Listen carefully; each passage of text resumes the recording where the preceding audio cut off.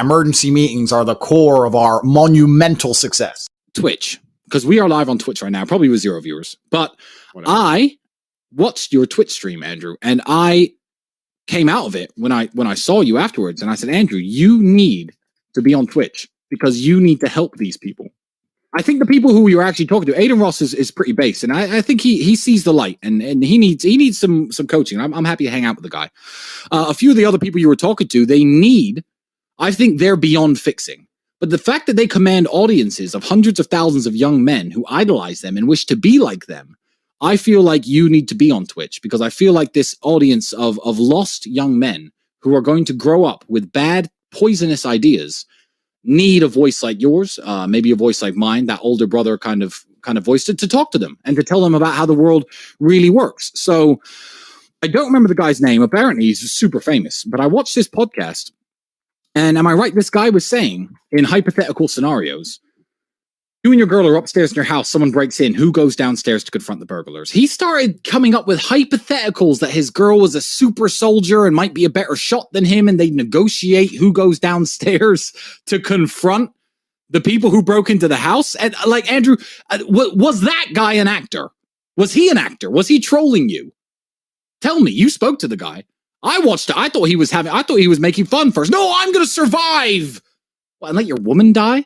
Because I obviously have never broken into anyone's house, but if you understand what a house break-in is, they're breaking in to steal shit. If they're downstairs, they're coming upstairs, because that's where the good shit is. There is no hiding and negotiating with your woman. Someone is going to have to confront the burglars, and that person is going to be me in 100% of scenarios.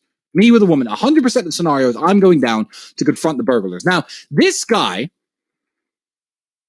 I think he was trolling you, and he must have been making it up. No, Twitch is important for me because there's a lot of people on Twitch who need my help. I'm sent from another dimension. I call myself Morpheus, saying I'm hacking the Matrix, but you can say it's the CERN wormhole, wherever you want to call it. It is the wormhole. I'm from another dimension, and I'm here to help the young men of the world. Good. It's amazing to me that young men will sit on Twitch and play video games all day long and spend all of their time trying to amass virtual currency so that they can spend that virtual currency becoming as big, strong, rich, important as possible. But in the real world, video games. In video games. But in the real world, they don't do the exact same thing. You're supposed to amass currency, and you're supposed to use your time cleverly to upgrade your character.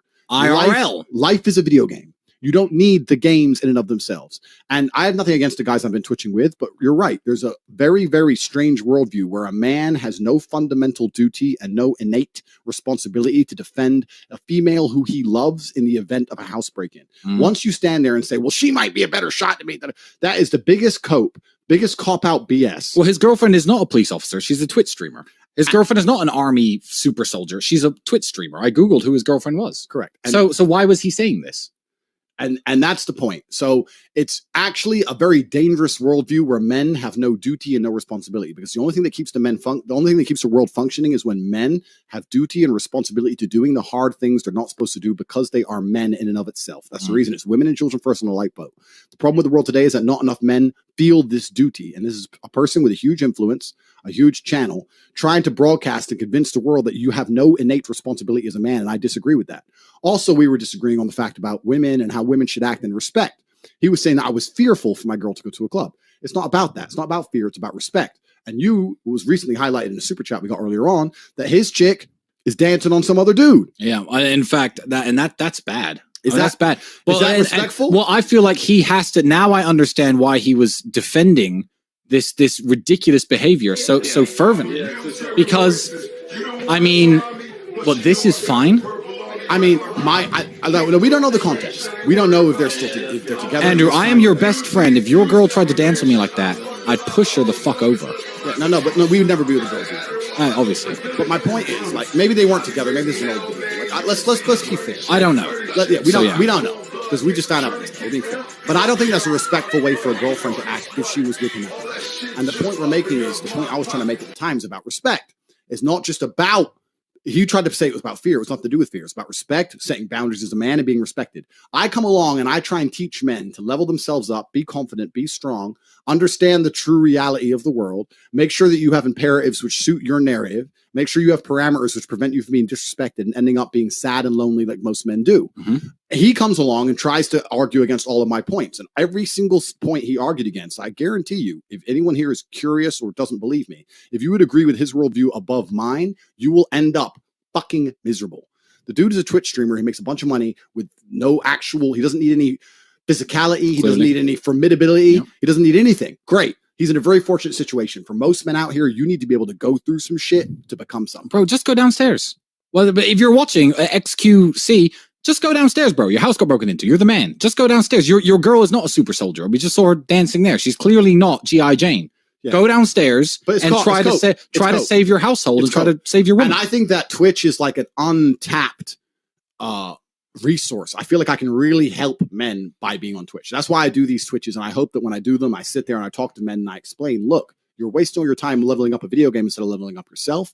Look, these people you idolize on Twitch may be very good at video games, but their worldview is not going to translate well into the real world. They're very, very fortunate. They've effectively won the lottery. And if you're going to go through life thinking, I don't need to be strong and I don't need to protect a woman and she can go downstairs and you're going to live a good life without Twitch fame and Twitch money, you are fucked. As a man, you need to become hard to kill, and you need to become the kind of person who can deal with trauma, setbacks. You need to be the kind of person who is competent in all realms. You're not going to do that following the advice that these men give. That's why I appear from another fucking dimension to save all of you. Top G, like a superhero. And when I was doing the Twitch streams, I was amazed. I was really amazed at the worldviews these men have. And if they weren't Twitch streamers, they would perpetually fail because you cannot be a successful man with their worldview. No, you can't. And and he probably has enough money to hire a bunch of security guards, and he'll never find himself in that situation. But the hundreds of thousands of people watching him, you know, he's living in America. Saying, "Oh, what kind of weird circumstance is that? Someone tries to rape your girl." Oh, what? You mean the country with the highest rape in the first world? Like, what kind of hypothetical situation is that? And you're not going to defend your woman? You're going to run away like a coward? That's never been who we are. That's never been who we are. So, I've fought to defend you. When people try and start on you, I'll attack people. And you're my brother. I can't hang around with people with that mindset. The people you care about are always worth defending. And as a man, you have to do that. You have to do it. And it's actually quite telling because I'll make it's sad. It's sad. It's sad. What the problem is with a man, the problem is being a coward as a man makes you absolutely useless. You can be big and strong. Doesn't matter if you're a coward. You can be rich. Doesn't matter if you're a coward. I don't hang around with cowards. I don't hang around with cowards because cowards have no net benefit in an unfortunate situation. Why would you be friends with a guy when everything's going well? He can party in the club, drink bottles, fuck girls, everything's going well. But the second things go negative, he's going to allow you to die and he's going to run away. Why are you his friend? Fun. And I also made another point on these streams. I think it was on the Dave Portnoy BFF podcast I just did. I made a point. Birds of a feather flock together. The only people who roll with cowards are fucking cowards themselves. Yeah. Anyone who's a G rolls with G's. If you come up on me and my team, we either all die or nobody dies. That's how it works. There is none of this shit. None of us are running away. We don't care if we're outnumbered. Don't care if you have weapons and we don't. We all die or nobody dies. Those 7 dudes who I attacked for sitting on the car, there were 7 of them. Like 3 of them froze in fear. Why are you not helping your boys out when Tristan Tate's punching them in the face? Like, I mean, I know you were in the wrong. Your friends were in the wrong sitting on my car, but like, you're just going to let your friends get sparked? I mean, I was ready to fight everybody. The dudes and promoting cowardice to the internet is something that's been happening for a long time. It's something he's doing, and I am the antidote. Yeah. So it's not cool. It's not cool. And he needs help. And he's a nice guy, but you know, he has plenty of money. He should come to me and say, look, I have plenty of money. How do I become the man? I have unlimited money, unlimited time. Andrew, help me. And I will help him. And he will change as an individual when he wakes up and he's no longer afraid to go downstairs. Yeah. Now, I'm not saying don't have an adrenaline rush. I'm not saying don't be nervous, of course, but pull the strap and go and fucking defend your house. That's the whole point. To be a man and sit there and start having a negotiation with your female about who a better shot is ridiculous. Yeah. And it's not even something you can half entertain. And I think the world knows that. The whole internet knows that. It's fine. But it's amazing that I've had to come from another dimension to point out the very fucking basics of masculinity. It's crazy. Yeah, it's insane.